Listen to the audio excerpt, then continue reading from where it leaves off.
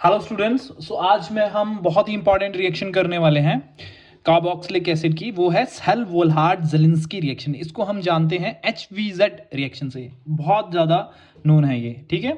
और आती है बच्चों ये रिएक्शन, समझ गए। सो इसमें क्या है, when carboxylic acid with alpha hydrogen is treated with red phosphorus small amount में and halogen, we get halogenation at alpha carbon पे, ठीक है।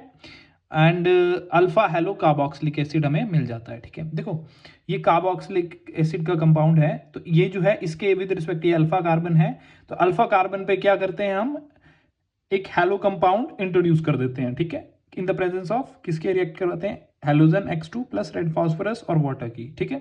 तो बच्चों चलो एक एग्जांपल देखते हैं। देखो एसिटिक एसिड है, जब ब्रोमीन से रिएक्ट करवाएंगे in the presence of red phosphorus और वाटर, तो हमें क्या मिलेगा, ब्रोमो एसिटिक एसिड। क्या मिलेगा, ब्रोमो एसिटिक एसिड और HBr, ठीक है।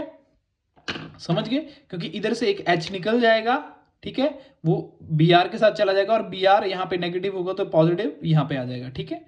तो ये ब्रोमो एसिटिक एसिड बन जाएगा। अब बच्चों मैं इसका मैकेनिज्म बताऊंगा आपको कि कैसे हुआ। आपने देख ली ना रिएक्शन क्या है, कि इसमें अल्फा हेलो कार्बोक्सिलिक एसिड बनता है, समझ गए। चलो मैकेनिज्म पढ़ते हैं, बहुत ध्यान से मैकेनिज्म पढ़ना बच्चों, ये बहुत इंपॉर्टेंट है मैकेनिज्म इसका, ठीक है। चलो मैं पेंसिल ले लेता हूँ। देखो बच्चों ये एसिटिक एसिड है ना, ठीक है ना।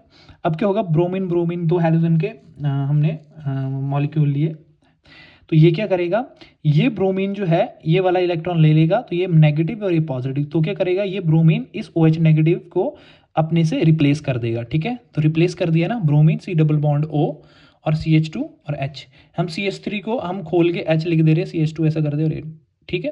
तो ये क्या है, एक कीटो फॉर्म है, समझ गए। अब इसको हमें क्या करना पड़ेगा, एनोल फॉर्म बनाना पड़ेगा।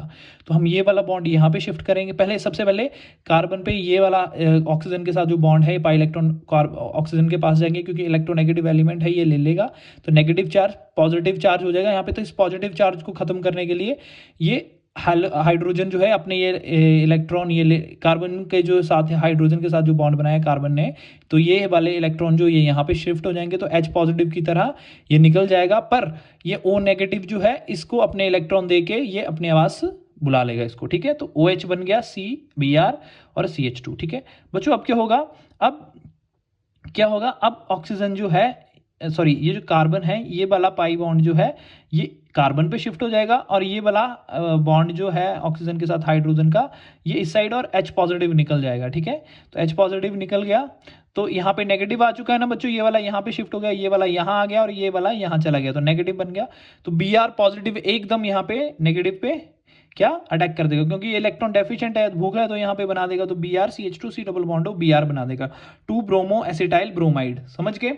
अब बच्चों क्या होगा, अब जब हम इसकी रिएक्शन एसिटिक एसिड के साथ करवाएंगे, तो फिर क्या होगा, ये OH जो है ये Br को रिप्लेस करके 2 ब्रोमो एसिटिक एसिड बना दे, Br CH2 C double bond O, मतलब हमने अल्फा कार्बन पे हमने हैलोजन ग्रुप लगा दिया, इसके विद रिस्पेक्ट अल्फा, इस पे Br बन गया, ब्रोमो एसिटिक एसिड और CH3 C double bond O Br हमें एक प्रोडक्ट में मिल गया, समझ गए।